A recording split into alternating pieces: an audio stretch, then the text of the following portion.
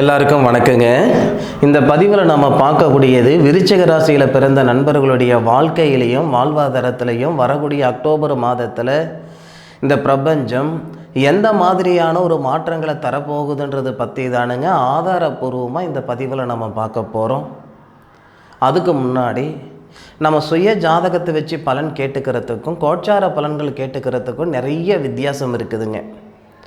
ஒருத்தர் ஜனனிக்கக்கூடிய நேரத்தை வச்சு என்ன ராசி, என்ன நட்சத்திரம், என்ன லக்னம் என்ன சாரம் வாங்கியிருக்குதுங்க, ராசி நட்சத்திரம் என்ன சாரம் வாங்கியிருக்கிறாரு, இன்றைக்கி என்ன திசை நடக்குது, பிறக்கும்போது என்ன திசை, இந்த மாதிரி முழுமையான ஆதாரத்தை கொண்டு சொல்லக்கூடியது தான் ஒருத்தருடைய சுய ஜாதகத்துக்குண்டான ஒரு பலன்கள்.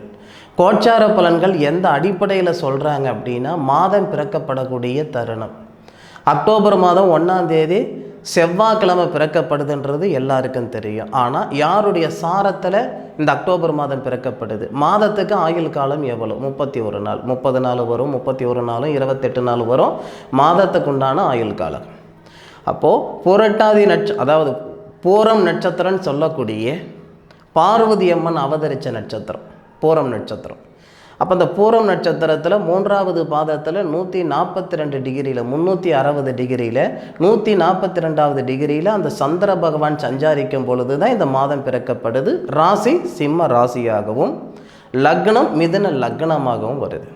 அப்போ அந்த மிதுன லக்னத்தை கொண்டு அந்த சிம்ம ராசியை கொண்டு பிறக்கப்படக்கூடிய நட்சத்திரம் பூர நட்சத்திரத்தை கொண்டு இந்த அடிப்படையும், அதுபோக சூரிய பகவான் இருக்கக்கூடிய இடம் வாங்குகிற சாரத்தை கொண்டு தான் மாத பலன்கள் வருது. அப்போது மாத பலன்கள் சொல்லணும்னா இந்த விஷயங்கள் வச்சு மட்டும்தான் மாத பலன்கள் நம்ம சொல்கிறோமே தவிர, ஒருத்தரோட சுய ஜாதகத்தில் பார்க்கும்போது தான் 100% முழுமையான பலன்கள் கிடைக்கும்.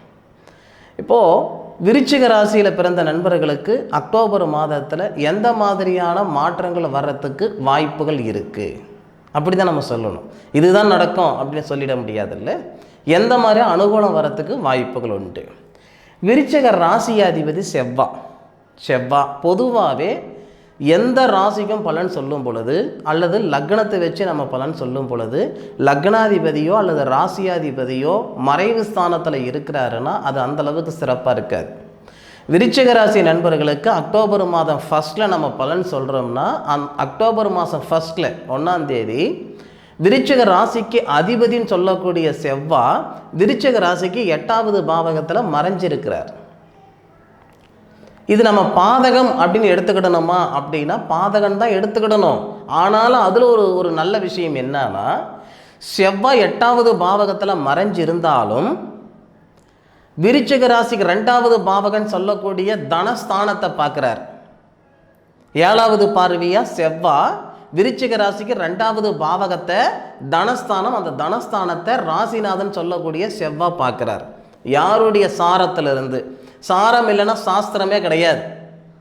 சாரம்னா நட்சத்திரம். யாருடைய சாரம் வாங்கி அந்த செவ்வாய் 2வது பாவகம் சொல்லக்கூடிய தனஸ்தானத்தை பார்க்குறாருன்னா தனஸ்தானாதிபதினு சொல்லக்கூடிய குரு பகவானுடைய சாரத்தில். புனர்பூச நட்சத்திரம் 1 பாதத்தில் 80 டிகிரியில் இருக்கக்கூடிய செவ்வாய் விருச்சிக ராசியாதிபதி 8வது பாவகத்தில் மறைந்து விருச்சிக ராசிக்கு 2வது பாவகத்தை பார்க்கக்கூடிய தருணம் உண்மையிலேயே அருமையான தருணம். இதில் இன்னொரு பரிவர்த்தனை வேறு இருக்குது. என்ன பரிவர்த்தனைனா, 9 கிரகங்கள் இருக்குது அப்படின்னா ராகு கேது விட்டுடுங்க. மற்ற 5 கிரகங்களுக்கும் 7 கிரகங்கள் இல்லை 9 கிரகங்களே வச்சுக்கோங்க, ராகு கேது கூட சேர்த்திக்கோங்க. 9 கிரகங்களுக்கும் ஒவ்வொரு உறவு முறை இருக்குது. உறவு முறை எப்படி இருக்கோ அதே மாதிரி காரகத்துவம் இருக்குது. கல்யாணக்காரகன் அப்படின்னா நம்ம சுக்கிரனை சொல்லுவோம், புத்திரக்காரகன் அப்படின்னா குரு பகவானை சொல்லுவோம். தனகாரகன் அப்படின்னா நம்ம ராசிக்கு 2வது பாவகம் அப்படின்னா தனஸ்தானம். தனக்காரகன் யாருன்னா குரு தான். அந்த மாதிரி உங்களுடைய ராசியாதிபதி செவ்வாய் தனஸ்தானாதிபதினு சொல்லக்கூடிய செவ்வாய் குருவுடைய நட்சத்திரத்தில் இருந்து குருவுடைய வீட்டை பார்க்குறாரு. அந்த குரு பகவான் சொல்லக்கூடிய தனகாரகனுக்கு நட்சத்திரம் கொடுத்தவர் உங்களுடைய ராசிநாதன். மிருகசீரிச நட்சத்திரம் 2வது பாதத்தில் 57 டிகிரியில் குரு பகவான் இருந்து தனகாரகன் சொல்லக்கூடிய குரு பகவானுடைய பார்வை உங்கள் ராசி மேலே படுது. உண்மையிலே நல்ல ஒரு தருணம். இந்த விருச்சிக ராசி நண்பர்களுக்கு மட்டுமே விருச்சிக ராசி நண்பர்களுக்கும் கும்பராசி நண்பர்களுக்கு மட்டுமே இது பொருந்தும். தனகாரகன் தனஸ்தானாதிபதி 2 பேருமே குருவாக தான் வருவார், ஒருத்தராக வருவார். இது கும்பராசிக்கும் பொருந்தும், விருச்சிக ராசிக்கும் பொருந்தும். அப்போது தனஸ்தானாதிபதி பார்வை நம்ம ராசி மேலே பட்டு நம்ம ராசிநாதன் நட்சத்திரத்தில் தனஸ்தானாதிபதி இருக்கார். நம்ம ராசியாதிபதி குருவடி நட்சத்திரத்தில் இருந்து குருவடி வீட்டை பார்க்குறார். இது நட்சத்திர பரிவர்த்தனை, பார்வை பரிவர்த்தனை. இந்த மாதிரி விஷயங்களால் விருச்சிக ராசி நண்பர்களுக்கு 20ஆம் தேதி வரை, அக்டோபர் மாதம் 20ஆம் தேதி வரை 100% பிரமாதமாக இருக்குது நேர காலங்கள். எத்தனையோ ஒரு தருணம் வரும், உழைப்பு மட்டுமே கொடுக்கக்கூடிய தருணம். இந்த பிரபஞ்சம் எப்படின்னா, உழைப்பு கொடுக்கும், அந்த உழைப்புக்கேற்ற உயர்வு கொஞ்சம் தாமதமாக தான் தரும். ஒரு விதையை விதைச்ச உடனே 3 மாதத்தில் 4 மாதத்தில் நம்ம பலன் எதிர்பார்த்துட முடியாது. 3 வருஷத்தில் விதைச்ச விதை பலன் கொடுக்கறதுக்கும் அந்த மாதிரி ஒரு மரம் இருக்குது.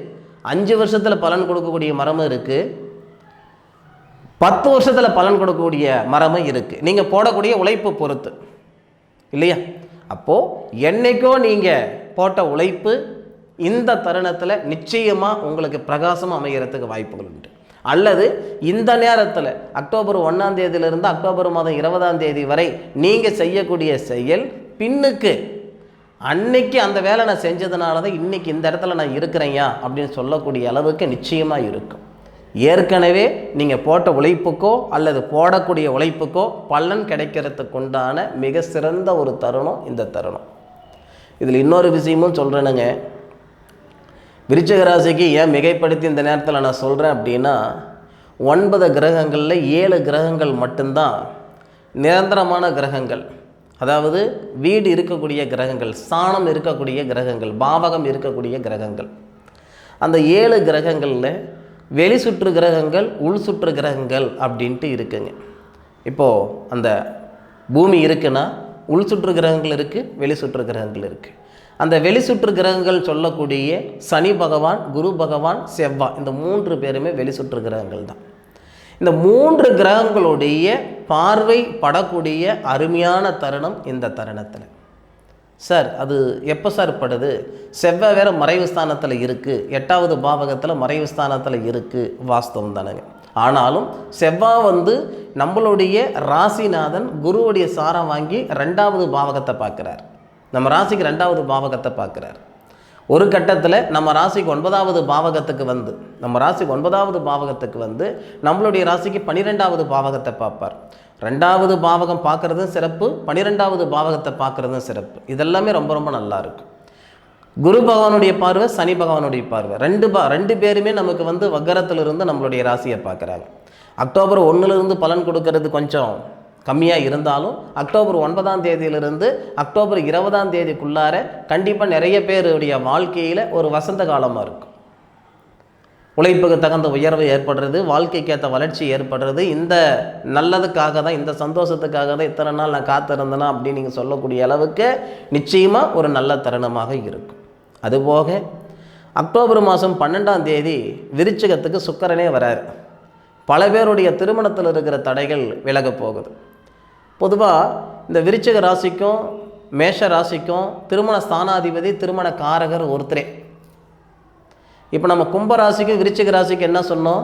தனஸ்தானாதிபதி, தனகாரகன் ஒருத்தரே சொன்னோம் இல்லையா? அந்த பிராப்தம் இந்த 2 ராசிக்காரங்களுக்கு இருக்குது. அதே மாதிரி மேஷ ராசிக்கும் விருச்சிக ராசிக்கும் பார்த்தீங்கன்னா திருமண காரகன், திருமண ஸ்தானாதிபதி 2மே பார்த்தீங்கன்னா சுக்கிர பகவான். இந்த பிராப்தம் இந்த 2 ராசி நண்பர்களுக்கு இருக்குது.